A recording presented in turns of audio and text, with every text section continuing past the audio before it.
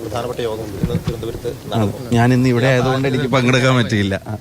കൂടുതലും ശബരിമല വിഷയങ്ങളിലൊക്കെ സമരങ്ങൾ കൂടുതൽ മുന്നോട്ട് വെച്ചിട്ട് നീങ്ങാൻ തന്നെയാണ്. തീർച്ചയായിട്ടും ശബരിമല ഇപ്പം ഇന്ന് ഉൾപ്പെടെയുള്ള ഇഷ്യൂസ് നമ്മൾ കണ്ടല്ലോ. ഇന്ന് രാവിലെയും പഴയ ദേവസ്വം ബോർഡ് ചെയർമാനെ വീണ്ടും ചോദ്യം ചെയ്യേണ്ട അവസ്ഥ വരെ ഉണ്ടായിട്ടുണ്ട്. ശബരിമല ഇഷ്യൂ ഒരു ക്ലോസ് ചാപ്റ്റർ അല്ല, അതൊരടഞ്ഞ അധ്യായമല്ല. അതിനകത്ത് വളരെ ഓപ്പൺ ആയിട്ടുള്ള ചോദ്യങ്ങൾ നിലനിൽക്കുകയാണ്. കോടതി ഇന്നും നിരീക്ഷിച്ചത് SIT കുറ്റപത്രം ഉൾപ്പെടെയുള്ള സമർപ്പിക്കുന്ന കാര്യത്തിലുണ്ടാകുന്ന വീഴ്ചകളെ സംബന്ധിച്ച ഒന്ന്, ഗവൺമെന്റ് ശ്രമിക്കുന്നത് കൂടുതൽ ആളുകളെ, ഹയർ അപ്സിലുള്ള കൂടുതൽ ആളുകളെ ഈ തെരഞ്ഞെടുപ്പിന്റെ മുമ്പിൽ അവരെ എങ്ങനെയെങ്കിലും അറസ്റ്റ് ചെയ്യുന്നത് നീട്ടിക്കൊണ്ടുപോകാൻ പറ്റുമോ എന്നുള്ള ശ്രമമാണ് ഗവൺമെന്റ് നടപ്പിലാക്കിക്കൊണ്ടിരിക്കുന്നത്. ആ പ്രഷർ SITയുടെ മേലെ കൊടുക്കുകയാണെന്നുള്ള സംശയമാണ് കോടതിക്ക് പോലും ഉണ്ടാകുന്നത്.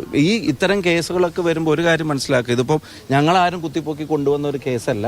കോടതി തന്നെ നേരിട്ട് ഇടപെട്ടതും കോടതി തന്നെ SITയെ നിയോഗിച്ചതും കോടതി നിയോഗിച്ച SIT ആയതുകൊണ്ടാണ് ഇത്രയും വിവരങ്ങൾ പുറത്തു വന്നത്.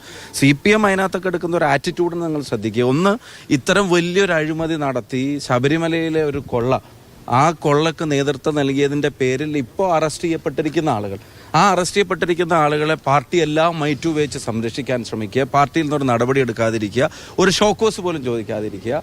പക്ഷേ അതേസമയം പാർട്ടി ഒരു ധീരനായ രക്തസാക്ഷിയുടെ പേരിൽ നടത്തിയ പണപ്പിരിവിൽ, ആ പണപ്പിരിവിൽ പാർട്ടി നടത്തിയ വെട്ടിപ്പിനെ സംബന്ധിച്ചുള്ള വിവരങ്ങൾ പാർട്ടി നിയോഗിച്ച ഓഡിറ്റർ എന്നുള്ള നിലക്ക് ഒരു ജില്ലാ കമ്മിറ്റി അംഗം പറയുമ്പോൾ ഒരു കാര്യം, ഒരു വിരോധാഭാസം, പത്മകുമാർ ഇപ്പോഴും പാർട്ടിക്കുള്ളിലും പിന്നെ കുഞ്ഞികൃഷ്ണൻ പാർട്ടിക്ക് പുറത്തുമാണ് എന്നുള്ളത് പറയുമ്പോൾ ആ കാര്യത്തിൽ, അഴിമതിയുടെ കാര്യത്തിൽ, തട്ടിപ്പിൻ്റെ വെട്ടിപ്പിൻ്റെ കാര്യത്തിൽ ഇവരുടെ സ്റ്റാൻഡ് എന്താണ്? പിന്നെ ഒരു കാര്യം, ഇപ്പോൾ കോൺഗ്രസിൻ്റെയോ ലീഗിൻ്റെയോ സാമ്പത്തിക സോഴ്സിൻ്റെ കാര്യമൊക്കെ ആണെങ്കിൽ വലിയ ഓഡിറ്റർമാരാണ് ഇവരെല്ലാവരും. ഇവരുടെ നേതാക്കന്മാർ CAGയെ വെല്ലുന്ന ഓഡിറ്റർമാരാണ് കോൺഗ്രസിൻ്റെയും ലീഗിൻ്റെയും കാര്യം വരുമ്പോൾ. അവിടെ ഓഡിറ്റേഴ്സ് അസോസിയേഷൻ്റെ പ്രസിഡന്റുമാരെ പോലെയാണ് ഇവരൊക്കെ പെരുമാറാറ്. പക്ഷെ അവരുടെ പാർട്ടിയിലെ ഒരു കാര്യം അവരുടെ പാർട്ടിയുടെ തന്നെ നിയോഗിച്ച ഒരു ഓഡിറ്റർ പുറത്തു കൊണ്ട് വന്നപ്പോൾ അതിൽ നിങ്ങൾക്ക് എന്താ കാര്യം എന്നാണ് മാധ്യമങ്ങളോടും പൊതുജനങ്ങളോടും ചോദിക്കുന്നത്. അപ്പോൾ ആ ഓഡിറ്റിംഗ് സ്വഭാവം എന്താ കൈമോശം വന്നത്?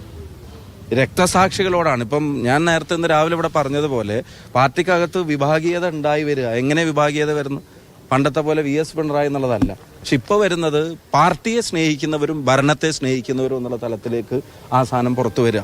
രക്തസാക്ഷി കുടുംബങ്ങൾ പോലും പാർട്ടിയെ സ്നേഹിക്കുന്നവരുടെ കൂടെ നിൽക്കുമ്പോൾ ഭരണത്തെ മാത്രം സ്നേഹിക്കുന്നവരായി കുറച്ചു പേര് മാറുന്നതിൻ്റെ പ്രയാസമാണ് ഇപ്പോൾ അനുഭവിച്ചുകൊണ്ടിരിക്കുന്നത്. അതിൻ്റെ ഭാഗമായിട്ടാണ് ഈ വെളിപ്പെടുത്തൽ നടത്തിയ ആളുകൾക്കെതിരായിട്ടുള്ള ഈ പ്രതികാര നടപടികളും. അദ്ദേഹം തന്നെ പറഞ്ഞത് 50 വർഷമായിട്ട് ഞാൻ പ്രവർത്തിച്ച പാർട്ടിയല്ലേ, എന്തൊക്കെ ചെയ്യുമെന്നുള്ളത് എനിക്ക് അറിയാതിരിക്കുമോ എന്നുള്ളതാണ്. അദ്ദേഹത്തിന് സുരക്ഷ കൊടുക്കണം. നിയമ സംവിധാനങ്ങളല്ലേ സംരക്ഷിക്കുന്നത്.